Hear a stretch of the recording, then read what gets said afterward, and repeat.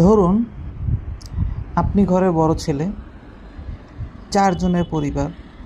আপনি, আপনার বয়স্ক বাবা মা এবং আপনার এক ছোট ভাই, এই নিয়ে আপনার ঘর।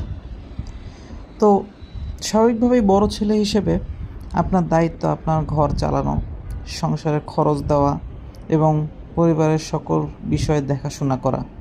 আপনি আপনার দায়িত্ব পরিপূর্ণভাবে পালন করছেন, এটাই কিন্তু আপনার ফ্যামিলি দেখছে। কষ্ট হোক, যাই হোক, আপনি করছেন। আপনি বিভিন্ন সময়ে নতুন আপডেট টিভি কিনে নিয়ে আসছেন, ঘরে গিজার লাগাচ্ছেন, আবার ওয়াশিং মেশিন কিনছেন, এমন দামি দামি অনেক ইলেকট্রনিক্স জিনিসপত্র কিনেছেন। ঘরে বাবা মাকে এসি লাগিয়ে দিয়েছেন, নিজের জন্য একটা ভালো দামি মোটর সাইকেলও হয়তো কিনেছেন।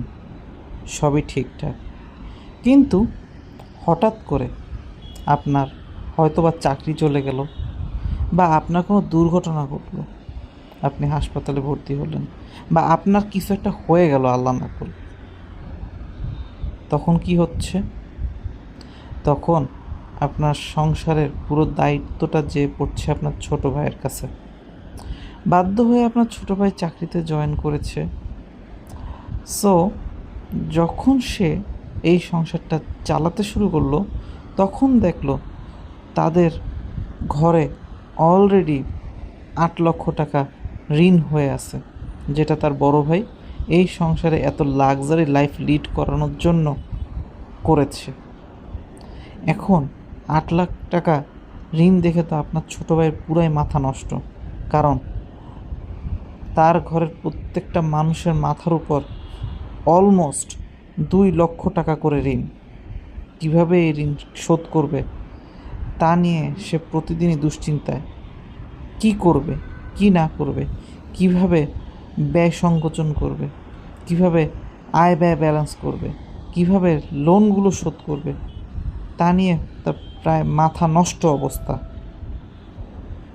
ব্যাপারটা শুধু গল্পের মতো শোনালেও বাস্তবে এমন জিনিস অনেক পরিবারেই হয়ে থাকে। তাছাড়াও আপনি হয়তো জানেন বা জানেন না, ঠিক এমনই একটা ঘটনা ঘটেছে আমাদেরই দেশের সাথে, আমাদের দেশের মানুষের সাথে। আপনি কি জানেন আপনার মাথার উপর কত লক্ষ টাকা ঋণ? এক জরিপে দেখা গেছে বাংলাদেশের প্রত্যেকটা মানুষের মাথার উপর 1.5 লক্ষ টাকা করে ঋণ, যে ঋণ বর্তমান সরকার পরিশোধ করছে। চোখ থাকতে যদি মানুষ অন্ধ থাকে, তখন তাদেরকে বোঝানো যায় না।